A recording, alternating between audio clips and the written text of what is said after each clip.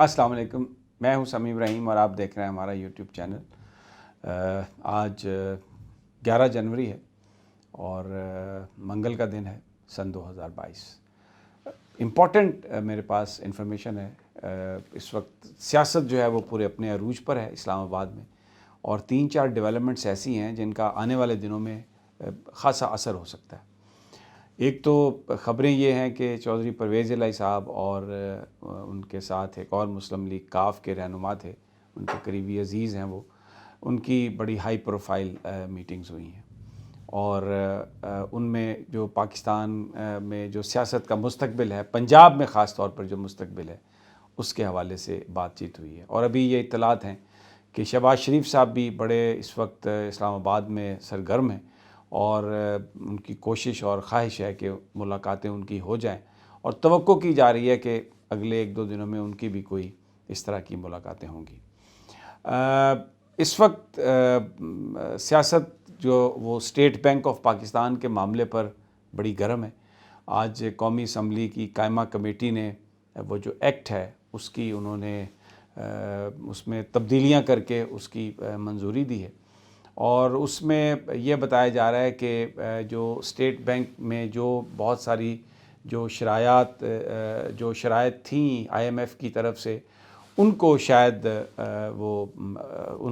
اس پر کوئی تھوڑا کمپرومائز کیا گیا، ان کو تبدیل کیا گیا، اور اب یہ ایک تاثر ہے کہ یہ شاید کوئی آئی ایم ایف کا بیان کردہ یا ان کی طرف سے جو شرائط دی گئی تھیں اس کے مطابق نہیں ہے، اور یہ اب انہوں نے انڈیجنس اس کو کر لیا ہے۔ لیکن جو بات میں آپ کو بتانا چاہ رہا ہوں وہ میں یہ بتانا چاہ رہا ہوں کہ بڑی ایک عجیب سی بات ہے۔ حکومت جو ہے اس کو منظور کروانے میں اتنی زیادہ جلدی نہیں دکھا رہی اس میں، لیکن اپوزیشن جلدی دکھا رہی ہے، اور یہ خبریں آ رہی ہیں کہ بہت سارے طاقتور جو ادارے ہیں وہ بھی اس کو جلدی منظور کروانے میں دلچسپی رکھتے ہیں، کیونکہ ان کے نزدیک اگر یہ نہ ہوا تو پاکستان کی جو اکانومی ہے اس کو بڑا شدید نقصان پہنچ سکتا ہے۔ اب تھوڑی سی میں نے اس پہ تحقیق کی، تو آج میں آپ کے ساتھ جو انفارمیشن شیئر کرنا چاہتا ہوں کہ یہ سارا معاملہ جو ہے خراب کہاں سے ہوا، اور آئی ایم ایف کے ساتھ ایک شروع میں ایسی ڈیل کیوں کر لی گئی جس کے نتیجے میں یہ سب کچھ ہمیں کرنا پڑ رہا ہے۔ تو پتہ یہ چلا کہ یہ حفیظ شیخ صاحب اور گورنر جو اس وقت ہیں اسٹیٹ بینک کے جناب باقر رضا صاحب، یہ رپورٹڈلی جب 2019 میں انہوں نے آئی ایم ایف کے ساتھ جو ڈیل طے کی، اس وقت جس ڈیل پر یہ طے انہوں نے کیا آئی ایم ایف کے ساتھ، اس کی پاکستان کی وزارت قانون نے اس کی ویٹنگ نہیں کی۔ جو متعلقہ وزارتیں ہیں جن کے متعلق یہ معاملات تھے، ان سے اس کی کوئی اپروول نہیں لی گئی، اور وہاں پر جا کے گورنر صاحب جو باقر رضا صاحب رپورٹڈلی اور جو آپ کے حفیظ شیخ صاحب ہیں، انہوں نے اس پر دستخط کر کے وہ واپس آ گئے۔ جب یہ یہاں پر پتہ چلا تو اس کو وزارت قانون نے ریجیکٹ کر دیا، اس مسودے کو۔ وزارت قانون نے، وزیر قانون فروغ نسیم صاحب نے کہا کہ میں کسی ایسی چیز پر دستخط نہیں کروں گا، نہ ہم اس کو اپروو کرتے ہیں جس سے پاکستان کے اسٹیٹ بینک کی سوورنٹی اور جو دوسرے مسائل ہیں ان پر اتنا بڑا کمپرومائز ہو۔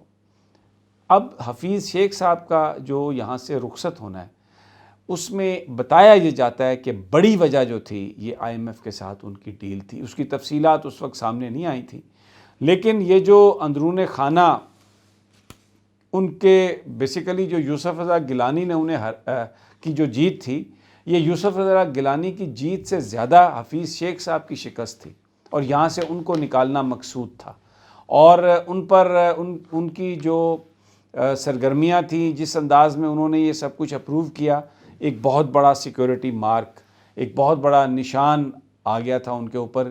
اس لیے جس وقت وہ بیلٹ باکس جو ہیں وہ جس وقت کھلے تو اس میں حفیظ شیخ صاحب باوجود اس کے کہ تحریک انصاف اور ان کے اتحادیوں کی حکومت ہے، حفیظ شیخ صاحب ایک بڑے مارجن کے ساتھ انہوں نے شکست کھائی، اور یہاں سے وہ گئے۔ اب باقر رضا صاحب جو گورنر ہیں، وہ اس وقت ان کی جاب 3 سال کی تھی، جو اب اگلے چند ماہ میں ختم ہونے والی ہے بطور گورنر۔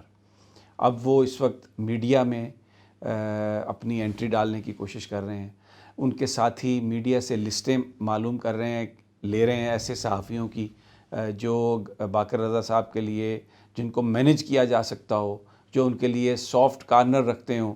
اور یہ ایک توقع کی جا رہی ہے کہ اگلے چند دنوں میں ایک پریس کانفرنس ایسی ہو سکتی ہے لائک مائنڈڈ صحافیوں کی، جس میں بڑے پولے سوال ہوں، جس میں کوئی گورنر صاحب سے کوئی سخت سوال نہ کیا جائے. اور اب وہ اپنی صفائیاں دے رہے ہیں. وہ کہہ رہے ہیں کہ میرے پاس کسی دوسرے ملک کی شہریت نہیں ہے. وہ یہ کہہ رہے ہیں کہ کسی بین الاقوامی ادارے میں کام کرنا کوئی بڑا جرم تو نہیں ہے. وہ بنیادی طور پر جو اس وقت ایک جو شک ہے کہ گورنر کا تقرر، اسٹیٹ بینک کے گورنر کا تقرر 5 سال کے لیے ہو اور پھر اگلے مزید 5 سال بھی ان کو دیے جا سکتے ہوں ایک اور ٹرم. اس پر بہت سارے آج قائمہ کمیٹی میں جو حکومتی اراکین ہیں انہوں نے بھی اعتراض کیا. اس پر آج بہت سارے جو اپوزیشن نے بھی اس پر اعتراض کیا.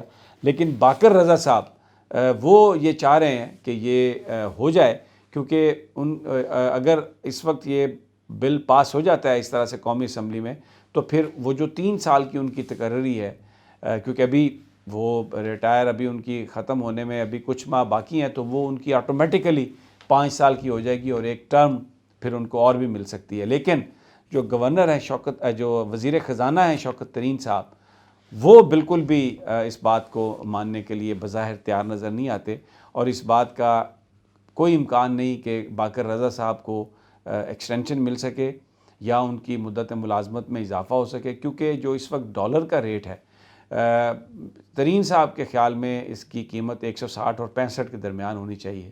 لیکن یہ زیادہ بک رہا ہے، مہنگا ڈالر. اور گورنر اسٹیٹ بینک نے کسی طرح سے بھی کوئی وزارت خزانہ کی مدد نہیں کی اور اس کو نیچے ڈالر کی پرائس کو نیچے رکھنے میں انہوں نے کوئی اپنا رول پلے نہیں کیا. اس کی وجہ سے ان کی جو نوکری ہے اس کا بھی امکان نہیں ہے. تو اب بیسیکلی بھلے وہ دوسری شہریت ان کی نہیں ہے، لیکن کیونکہ وہ آئی ایم ایف کے ساتھ کام کرتے رہے، ان کی ہمدردیاں وہاں پر زیادہ تھیں. حفیظ شیخ صاحب کا بھی یہی معاملہ تھا.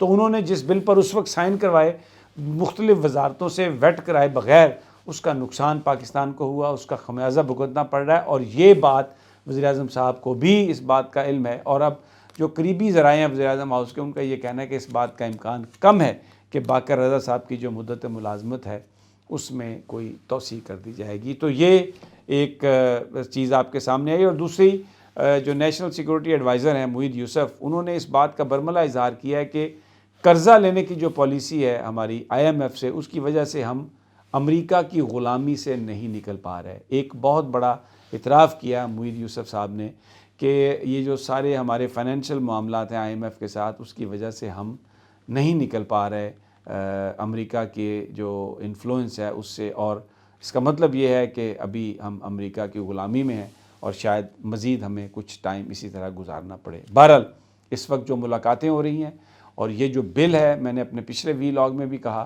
یہ اٹ کین گو ایدر وے. اس کے پاس ہونے کے چانسز ظاہر ہے موجود ہیں، لیکن اختلافات کھل کر سامنے آئے ہیں. اور آج جو ملاقاتیں ہو رہی ہیں، ایک بات میں آپ کو جاتے جاتے بتا دوں کہ جو پرویز الہی صاحب کے صاحبزادے مونس الہی صاحب کا ٹویٹ ہے نا، جس میں مری کے معاملے میں پنجاب حکومت پر بڑی تنقید کی گئی، اسے قابل مذمت قرار دیا گیا. بتایا جاتا ہے کہ وہ اعلیٰ شخصیات کے ساتھ ملاقاتوں کے بعد یہ ٹویٹ انہوں نے کیا. اجازت دیجیے، جلد ملاقات ہوگی. اللہ نگہبان.